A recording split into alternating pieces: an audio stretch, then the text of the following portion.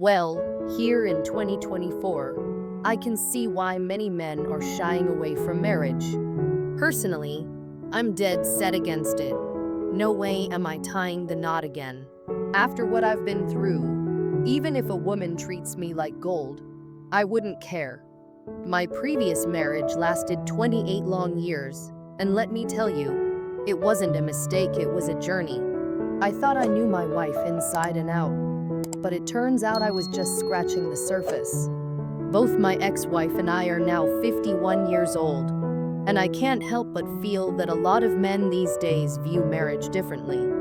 It's no longer seen as the fairy tale ending with a wonderful partner and beautiful kids. Instead, marriage has morphed into a potential financial pitfall, a gamble on love that could end up costing you dearly. Sure, not every woman has a hidden agenda, but many men are looking at marriage through a different lens these days. It's like they see it as a high-stakes game, and the odds don't favor them. I've been working for UPAS for nearly 2 decades, and if you know anything about that job, you understand it's a grind. My days typically start around 5 a.m. and often stretch well past 7 p.m. Depending on the workload and the traffic, I'm frequently clocking in more than 10 hours a day. It's a demanding job, no question. As the sun rises, I'm already out there, and when it sets, I'm still pushing through. It's not just about the hours, it's about the physical toll it takes on your body. I've personally received packages from UPAS at late hours. It's a common sight to see UPAS trucks still on the road when most people have settled down for the night. After working those long hours, all you want is a cold beer and a moment of peace. But then there's the second shift at home, the honey-do list that seems to magically appear when you walk through the door. On top of that, there are the complaints about not spending enough quality time together and the guilt trips that follow. It's a struggle to balance work life and home life, especially when you're already exhausted. And let's not even start on the financial side of marriage. You'd think working for UPAS pays decently, and it does. But once you're married, your paycheck becomes ours, which somehow translates to hers when it comes to spending. Suddenly, it's about new clothes, fancy dinners, and that kitchen remodel she's been eyeing for months. When I first married my wife, she was struggling with her weight, but I didn't care, I loved her.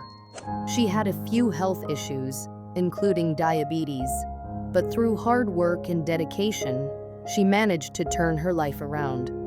She began eating healthier and exercising, and slowly but surely, the weight came off. Meanwhile, I kept up my own fitness routine, making time to hit the gym at least 4 times a week, even with my chaotic schedule. She had a career as a caterer, working for a company that catered events and parties. It sounded great. We were equals, partners in this thing called marriage. That's what they tell you marriage should be. But the reality was starkly different. While I was breaking my back working long hours, she was out mingling with the upper crust at these fancy events. You know what happens at those events, right? People drink, they flirt, and they tend to forget their commitments at home. The way I found out my wife was cheating on me is a story that still haunts me. It didn't come from anyone at her job or one of her catering events. Instead, it came from an unexpected source, a new neighbor who had just moved in next door. One day, I came home from a long shift and noticed a big moving truck parked next to the vacant house on our street. An older gentleman was directing the movers, and he seemed friendly enough, waving at me as I passed. Fast forward a couple of weeks, and the neighbor introduced himself while I was walking up to my door. He was a retired school teacher, and we engaged in some small talk. After that conversation, I went inside, and something caught my eye on our dining room table, a box for a new phone. Confused, I picked it up. I knew we didn't order any new lines because we already had 2. Naturally, I called my wife to ask about it, and she spun a tale about needing a separate line for her clients. She mentioned she was thinking of starting her own side business and would pay for the new line herself. I accepted that explanation, believing it was just part of her entrepreneurial spirit. But then everything changed. Our once vibrant sex life took a nosedive. I didn't question it, I figured life was just busy for both of us.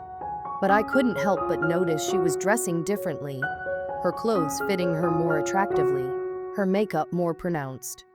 I should have said something then, but I didn't. Then came the night that changed everything. My neighbor came over and asked if he could show me something on his phone.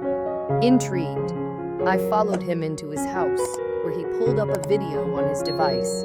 The world tilted on its axis as I watched my wife come home at around 10 a.m. one day, 2 hours after she usually left the house. I was stunned as I watched her car pull into the driveway and a truck pull in right behind her. A man stepped out, opened her car door, and kissed her before they walked into our home. My heart sank as I absorbed this betrayal. My neighbor then revealed he had another video. I could barely process what was happening as he explained he had installed security cameras that captured the entire street. That conversation turned into a long session of him recounting how he lost $544,000 in his own divorce, even after he had caught his wife cheating. That's a significant financial blow, and it's no wonder men are hesitant to say, "I do" anymore. The next 2 weeks were a blur of denial and confusion.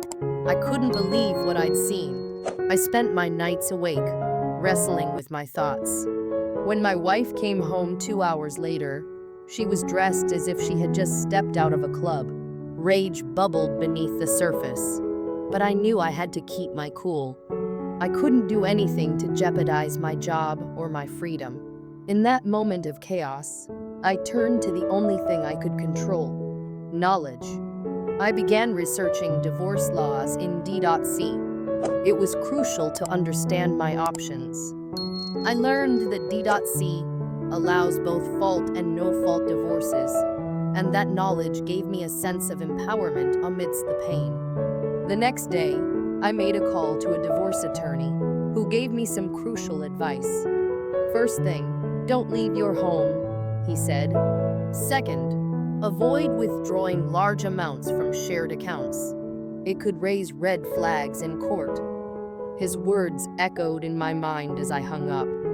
I decided against withdrawing any money. Not that it mattered much since our savings account was almost empty.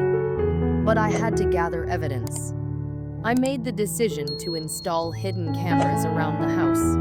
By that point, my wife and I were hardly communicating. I went back to my neighbor's house and retrieved the footage he had recorded. It was a twisted relief to have it, but I knew I would have to watch the worst moment of my life play out on video. Weeks passed, and I installed the cameras, waiting anxiously for the inevitable to happen. Then came that Wednesday morning. I left for work at 5 a.m., just like always, but by 10:13 a.m., the hidden cameras began recording. I braced myself as I replayed the footage, and my worst fears were confirmed. My wife was engaging in sexual acts with the man who had kissed her in my driveway. They went at it for nearly 2 hours, and to add insult to injury, she even had the audacity to give him one of my robes to wear. The following day, I filed for divorce. I took what little belongings I needed and stored them away, avoiding any discussions with family and friends for the time being. My wife didn't seem to care. In fact, she sent me a text saying she was moving out. I didn't even respond by that point. I had checked out emotionally. 2 months later, she was served with divorce papers at her job. To my surprise, she didn't reach out to me after that. Fast forward 4 months, and the divorce hearing arrived. The outcome was bittersweet. My ex-wife wouldn't receive alimony, but she would get half of the equity when we sold our home. She had contributed to the mortgage, so that was expected. At the hearing, she was allowed to keep the bedroom set she had purchased, along with some appliances and a few other items. 8 months have passed since the divorce, and I've had time to reflect. My ex-wife's affair partner ended up losing his jobs, but it was a chaotic unraveling. He had been cheating with other women, including a man's wife who had confronted him about his actions. I learned he had 4 kids with 4 different women, and my ex-wife thought he was the world. It's hard to comprehend how someone could throw away a good thing for someone so reckless. Another 4 months later, our house sold for a decent profit, but she made a killing on it. All in all, I felt relieved but still wary. After all, my heart had been shattered, and I had taken the lessons from my marriage with me. Now I'm on dating apps, swiping left and right. It's a strange world, but I've made peace with my decision. I'm taking things slow, but I can't help but feel like I'm dating with one foot out the door. I'd be lying if I said I was ready to commit again. There's a lot of life left to live, but marriage? No thanks. It's not worth the risk. Today, I see men pulling away from the idea of marriage, and I don't blame them. With the current climate around relationships and the potential pitfalls of marriage, it's no wonder the perception has changed. I mean, think about it. Most people focus on the wedding instead of the marriage itself.